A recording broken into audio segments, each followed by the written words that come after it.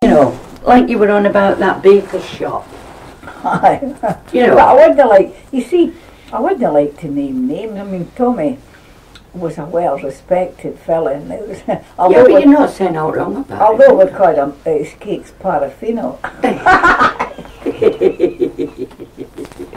Well, yeah, but you're not talking about anything that's going on but you today. see, he's got relations still alive. Well, everybody that had his paraffin cakes is still alive. You wouldn't, I wouldn't like to. So when to did you say- come to Drummore then? Well, You come as a young girl?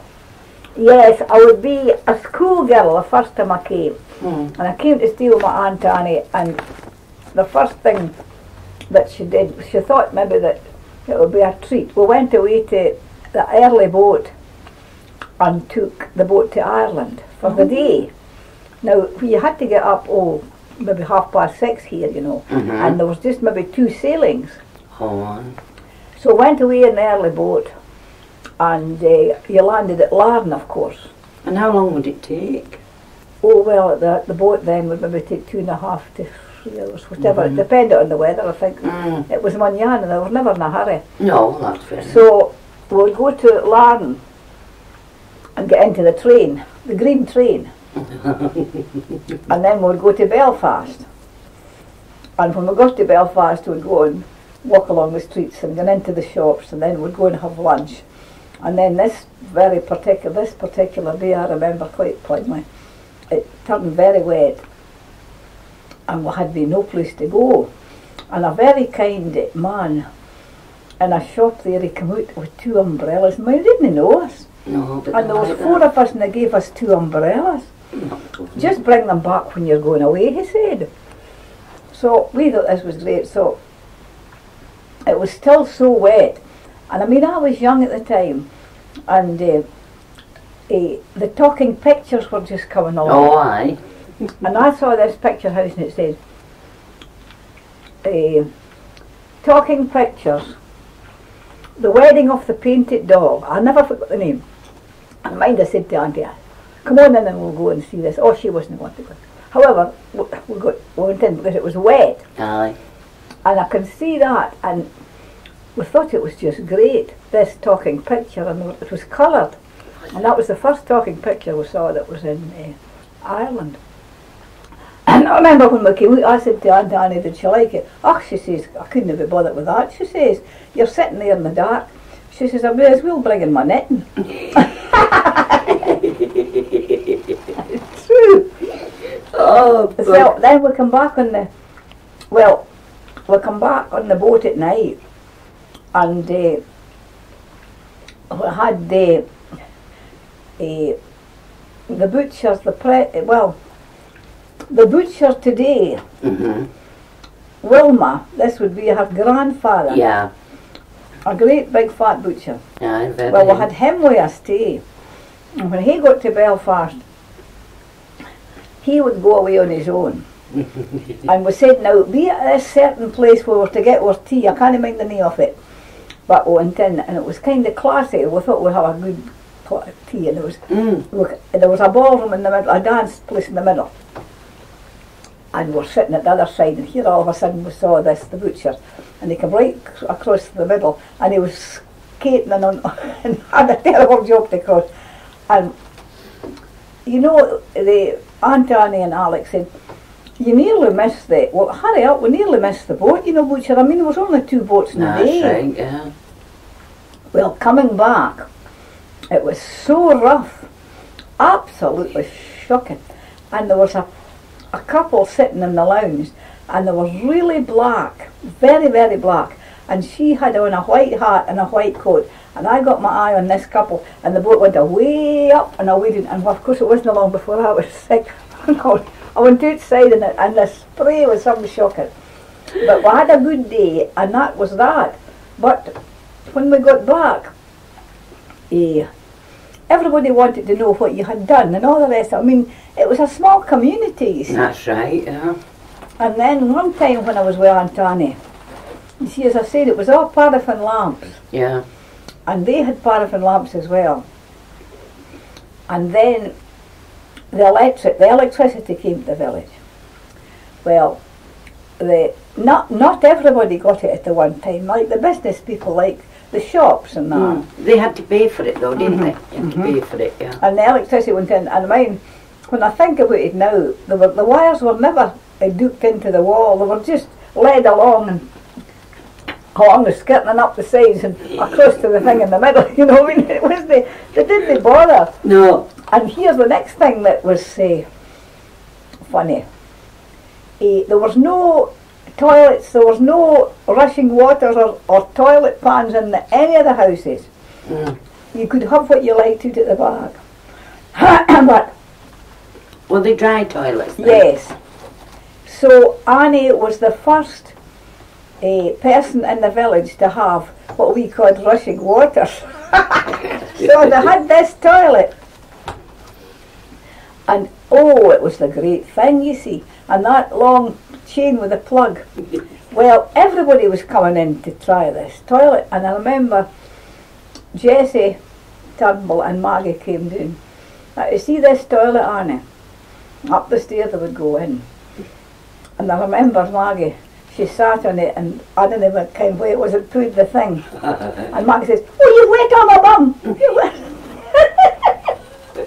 And all this stupid nonsense.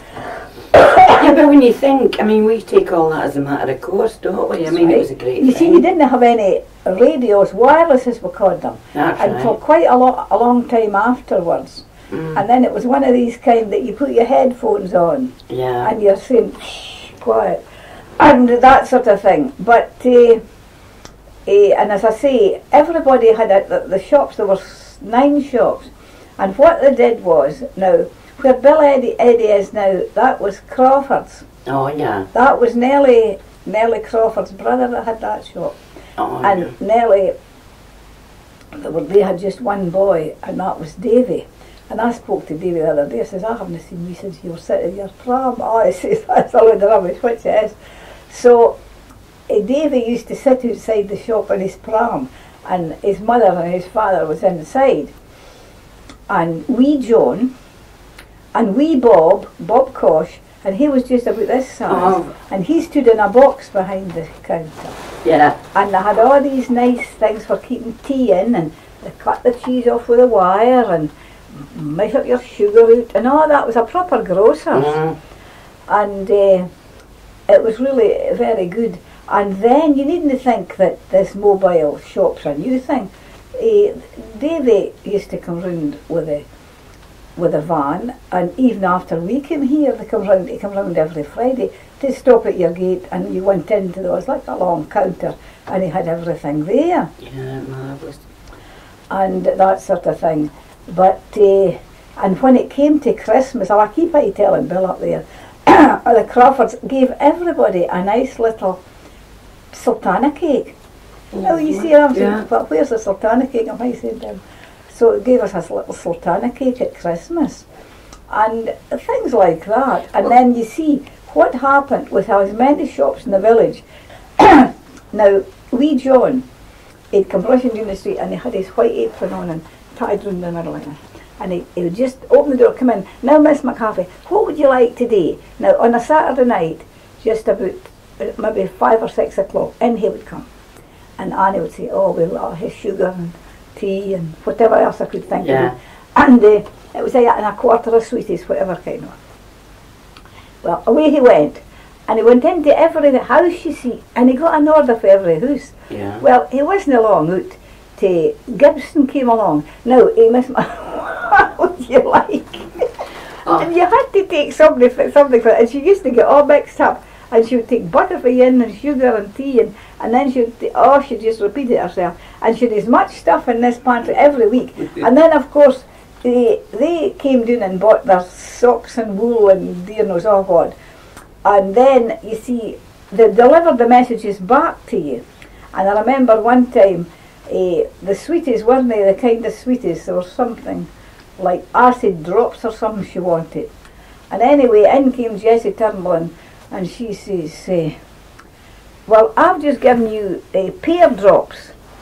And Annie says, "Oh, I didn't want your pear drops." And Jessie says, "Oh, you're that healthy, please, anyway." Oh, she says, "I'll never come back to you." And you know, this kind of thing, these kind of silly things were sweeties.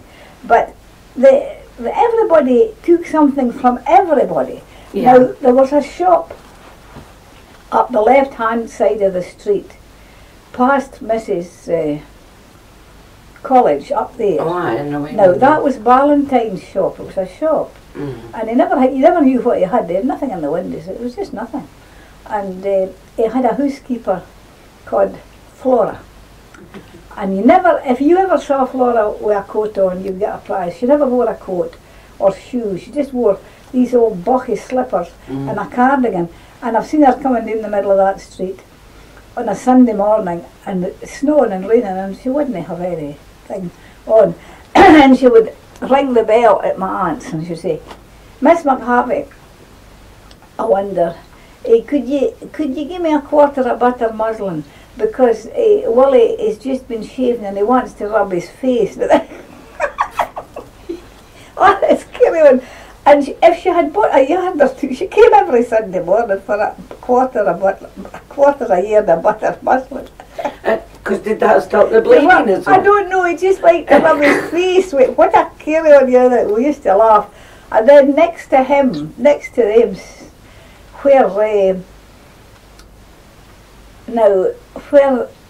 where these that young couple lives, the house is for sale. What's its name again? The Gilmers, you know. Oh, aye. Well, in there, I think it was that place where Kipper, Meg and Cheesy lived.